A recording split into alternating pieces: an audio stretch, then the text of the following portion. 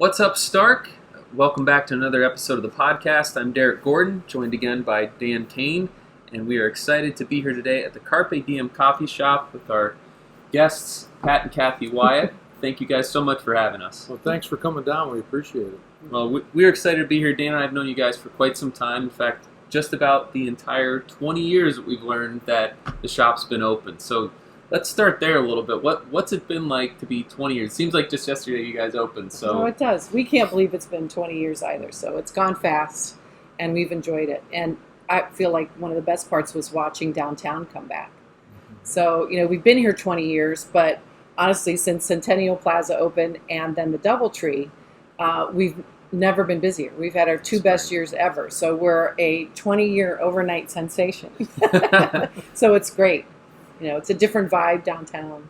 Well, tell us a little about some of the activities you have for the 20th anniversary. Do you want to talk about it? Absolutely I will. So the week of November 1st, which we opened, had a soft opening 20 years ago, which happens to also be significant because that's my birthday. However, we had a soft opening, and then we opened to the public on the 3rd of November. And so we're going to take our 4-day total gross proceeds and donate to local charities in Canton.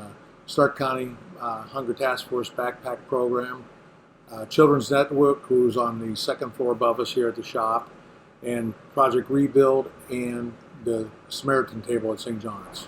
Great causes. Yeah, so 20%, not all of our products. Okay, 20%. Just 20% for 20 years. I said 27. Okay, 20%. That would be something. So I can remember coming here probably shortly after you first opened, and I just wondered, talk about your clientele. Do you have people that have been coming in here like every week the whole Yeah, you know time? what? We actually have. We have some customers that have been here since day one.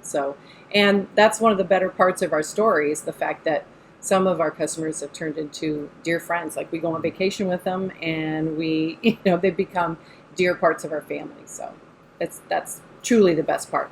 I bet you hear some good gossip stories downtown. Well, there's a lot of meetings that take place here on a daily basis. We have a lot of local businesses and people that come here, and this is a place where they can meet and gather their business dealings and day to day. So it's kind of like the hub of downtown down here for that. And it's a place, like Kathy said, that they can gather and socialize, and people come from all over. And even on Saturdays, they come from Jackson, North Canton, Perry, and they just kind of start their day down here and meet up. And it's been a nice place to do and that. Baristas are kind of like bartenders. They are. So, yeah. People tell you they're they do, and that's okay. It really is. Yeah. It really is okay. Well, no, before we started, you mentioned First Fridays hadn't even started when you guys were down here to begin with, and I kind of look at you guys as the stalwarts of that kind of reinvigoration downtown Canton. You guys have really put your money where your mouth is, even beyond the shop itself. Sure. I know with the Onesto and everything else. Can you talk a little about how you made that decision? Yeah, these businesses these buildings been here since the turn of the century. Mm-hmm. And Steve Kuhn, who's we all know has developed a lot and took the risk of redoing these buildings here and made retail space out of them. And that was one of his first projects, and he's done many more, like the Onesto, and he's going to do the Ranker building as a hotel. Mm-hmm. So he's done a lot to kickstart the resurgence of downtown.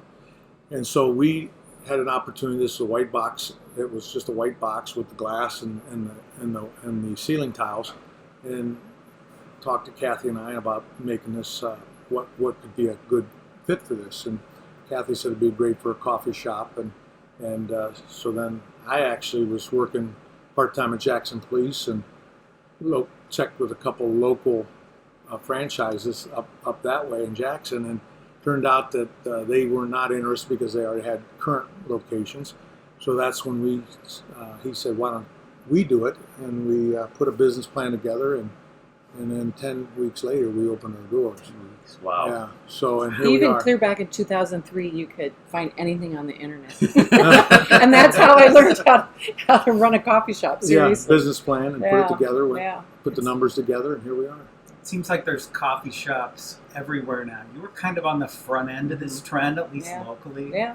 Was Mugswig's here when you You opened? know what? They opened up, I think, 3 months earlier than we did. So Okay. we've really stuck it out, you know. And you know, people wonder how that works with them just being a couple blocks away. But I feel we're very different. You know, I feel like we're right here at the Center for the Courts and a lot of business things, and you know, they stay open much later and do music and all that kind of stuff. So I feel like we complement each other actually. And it's just fun to see all the restaurants that have come in, and you know, we've seen a lot of changes, especially since the DoubleTree opened up, and then of course Centennial Plaza. It's just a game changer. It really has. We've had our 2 best years we've ever had. So I tease and say we are a 20-year overnight sensation. I think we were just too stubborn to quit. Yes. So, were you at least coffee lovers before you got into this? Yeah, because but you gotta have some passion, I'm sure, to generate I mean, that. yes, absolutely. But actually, my passion is more about the customer service part. I don't have to know how to, you know, grind, or I do have to know how to grind beans, but I don't have to know how to roast them. I don't have to go pick them. You know, we picked a local person for that we use Caruso's Coffee out of Brecksville. They're the, you know, the experts in that. My passion and my expertise is trying to make it comfortable in here, trying to make an atmosphere that people want to keep coming back to, and customer service has always kind of been my thing. And this guy, We're people. a little bit. You know, I can't believe he's let me talk people this persons. long. No, we're both people persons. No, it's all good. Yeah. Talk about living downtown. That was another piece of the puzzle that when the resurgence of the city was that there were needed downtown living, and that came next. And we the Ernesto project was completed, and that's when we decided, knowing that was coming, that we were going to move into there. It was closer to shop. We take an elevator ride down and cross Court Avenue in the back, and we're in our shop. And then the Bliss came, and so the Hercules after that. So we're even seeing more today than we did. And we've been there almost 9 years when we signed our first lease there. And so now there's even more of that coming. The building is maybe on the corner here where Art Schuler's was. That was built in 1900. They're planning on 25 to 30 more there. A company out of Pennsylvania, D&D Realty Group, bought the Society or Key Bank Towers, and they might put some more apartments there. So we're getting that surge of people wanting to return to the city life and make it simple for them. And so we're going to have to start adding more of these things. We're getting more breweries popping up. I think you guys are aware of that. So a couple more of those are coming. We've got great restaurants here, Bender's, Basil, Luca's, H2, Frano's. Yeah. So we got that. We still need to get the puzzle piece of more retail, small shops and things. We do have some good shops on 4th Street and things like that. So as things come, more demands when people are down here, that they'll want to put more things in. So we're excited to see what's happening in the next 20 years. What's it like living down here, like just day to day? What does it feel like? Life got easier for Pat and Kathy White, Yeah, I can sure tell you did. that. We don't have to mulch and mow grass and do And all we that hear our stuff. friends talk about that, and we're like, Yeah. I hate that it's for real you. simple, and one of the biggest questions we get is, well, where do you go to grocery stores? I said, well, yeah, we don't have one here, but you don't have one in your neighborhood either. You usually got to drive 15 minutes to John Eagle or where Fisher's or whatever. So we're the same way. We have to get in the car and go get groceries Yeah, as it's well. just very simple. But And there's days and days we don't have to get in our car, and It's nice. it's just easy. Because really this easy. shop really touches our life 7 days a week. We're only open Monday through Friday, 7 to 4, and then 8 to 2 on Saturdays and closed on Sunday. But we're still either cleaning or stocking or doing something, so it touches our lives. So that short commute really is nice for us. And sometimes there's somebody just needs a couple bags of beans, and we'll pop down and meet them or something. Sure. You know, We're flexible. we're flexible. Have you seen others kind of starting to take your lead on that, either in the building or other spots downtown? Oh yeah, absolutely. And it seems like it's people our age, you know, late 50s, early 60s. It's just a freeing time in your life. You know, your kids are gone. You can go visit your grandkids, but yet you don't have to have that responsibility of a home and stuff. So Yeah, it's just we got it's a lot great. of young people That's too. We true. got doctors that are moving in, and we Yeah. have a young guy that just graduated. He's from Mount Union, and he loves it down here. And so I mean, we're seeing a mixture of it, and it's only going to get. It's actually a neighborhood. It's not just downtown It's business. true. It's becoming a true neighborhood. So you got Yeah. residential and the go-to places. Yeah. So with all the other expansion downtown, do you ever see anything, any other storefronts coming for Carpe Diem in the future? We've No. done that. No? Okay, that's no, the that's a answer. hard No, That no. would be a Answer's no. no. No. We, as you know, when we were here 10 years, we went up to Belton Village Mall, and at that time it was Westfield, and we did about 4 years there. And then they it didn't really work out for us, and one of the big chains came in, and of course 4 years later they left as well. So malls were changing, over that period of time we were there, and a lot of Amazon, a lot of ordering online. So less people were going to the mall, and we heard a lot of that is we'd only go to the mall maybe once a year for whatever. So that those type of things have changed in their business plans. Well, we tried little satellite. We tried 2 other satellites over the years, and it just taught me that there's no place like home. Yeah. Yeah. And Stretches this you a is lot. this is where I love it. So Is this a really busy spot on First Fridays? yeah, I mean it can be. It depends on what the theme is. Whenever there's a Okay. really strong family theme, then we're very busy. Because we make hot chocolate and we do Sure. all the stuff for the kids. Although we do have our liquor license now, so we're able to make adult I beverages. saw a few Really? bottles Yeah, up there. yeah. I was gonna We can say, enhance So we your can coffee experience. Yeah, is what I yeah. like to say. Yeah. Yeah. So when it's very family oriented, like the ice sculpting one, and they had the dog one in October, Barktober. We do really well. It can Okay. be really, really busy. Probably And- when it's colder outside. Sure. yeah. And The Harry Potter theme was always a big one. Oh, When yeah. They did that a couple times for First Fridays. And yeah. that was always big for the kids and mothers and fathers dressing up. Our busiest day is Light Up Downtown. There's thousands of people down here for that event. And it's kind of like our Black Friday down here. We have a line out the door continually for the whole time till the fireworks start, and then they're pretty much done by then. But it's a great evening for us and downtown. Yeah, it is. It is. Pat, one thing that's you're in charge of the Centennial Plaza and the entertainment there. Yes. For what? You've done it for 2 years? I'm on my second year. So that's a city-owned venue, and it's under contract by the Pro Football Hall of Fame, which is a 501c National Museum. It's not the Village. It's often confused, but where every the greatest of the game ever played, they get enshrined, and so we are under contract with the city to manage that plaza. That's the programming, the maintenance of it, things like that, the snow removal. So we advertised the Ohio State games, the Browns games on a big screen. We've had numerous events there. The last 2 years, we were approximately 118 different events that touched the plaza this past year in 23. And we've had a lot of return events. We had the Italian American Fest, Latino Fest, Pride Festival, enrichment. So we've been very active over there. And it's for the community to use, and it's being used for those type of things as a gathering place downtown, and it's really taken off. A lot of skepticism when it was built. I mean, a lot of people weren't sure what it was and all that, but once it was built, there's nothing like it in the county, and it draws a lot of people and a lot of interest to have events there, from whether it's a simple birthday party for a young lady or a big event like a 3-day thing for the Italian American Fest. It's a great thing to have for Canton. Well, this is our food season, so I've got to talk a little bit more about the coffee.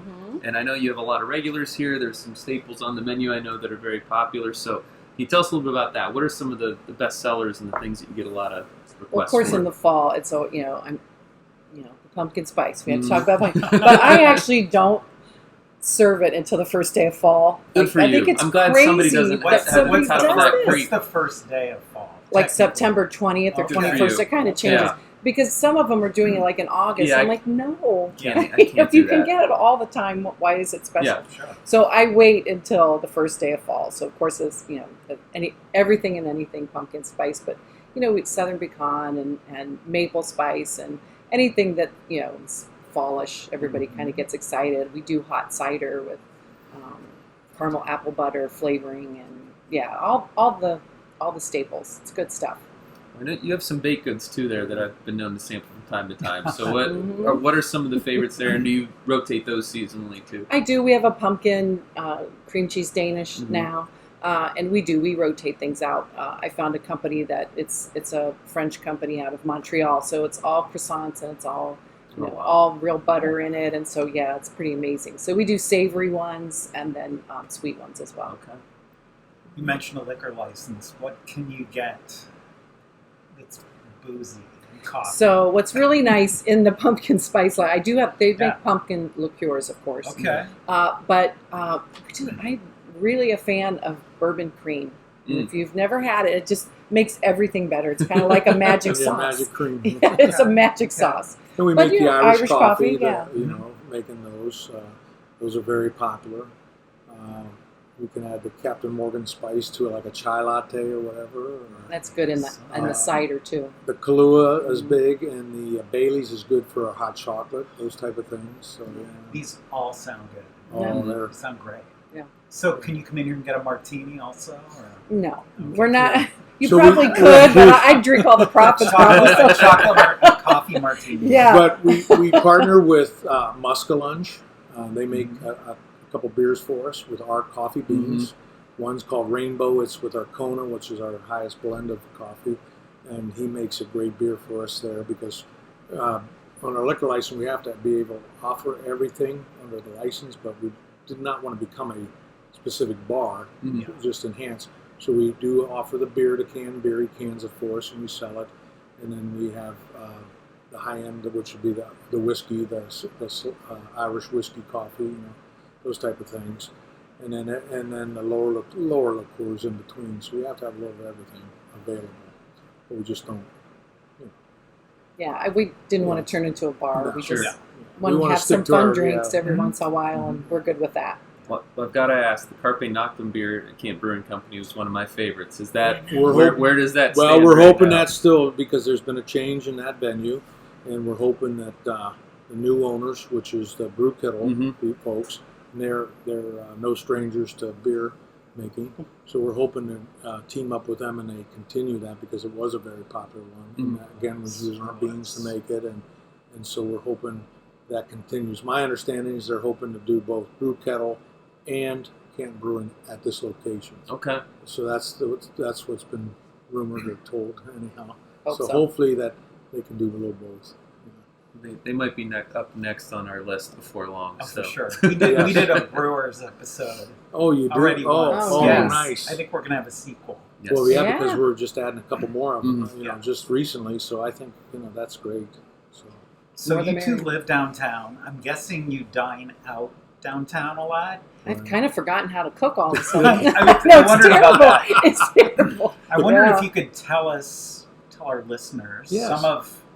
some of your favorite dishes at some of the downtown restaurants. Like, what is something you crave? What would you go to Bender's? Well, I have to get halibut olive foley. yeah, I mean, I crave that with the Bender's fries. We love to go to Fronimo's. I love her lamb burger. It's delicious. I love your pork chop. Yep, you love the And pork risotto chop. or something like that. Luca. Luca's, It's the I'm a bolognese. tortellini. She's bolognese. I'm the tortellini, especially when they do it with the pesto. What else?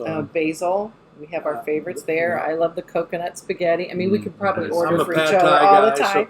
so, each one of them has their own, Yeah. And then, Do they know? Do they just bring it to you and you come in Yeah, at this pretty point? much. Sometimes, Or they- yeah. It it's can be usually a they little know. embarrassing. Yeah, it's a little embarrassing. 'Cause Especially when I call for a reservation, they're like, They "Hi, know your Kathy." They just tell from Yes. your voice. That's Hi, great. Kathy. I'm like, oh, this is bad. But we love Deli, Ohio, too. And Oh, yeah. we've got some favorites at Samantha's and over at... H2 does a great job yeah, down they do a there, good one, too. and he's expanded his to a lunch menu with a nosh, and then he's going to add the virtual golf. He's one of the guys adding the So they virtual put golf that down there too. Yeah. in the Wow. back. Yeah, so he's expanded down there.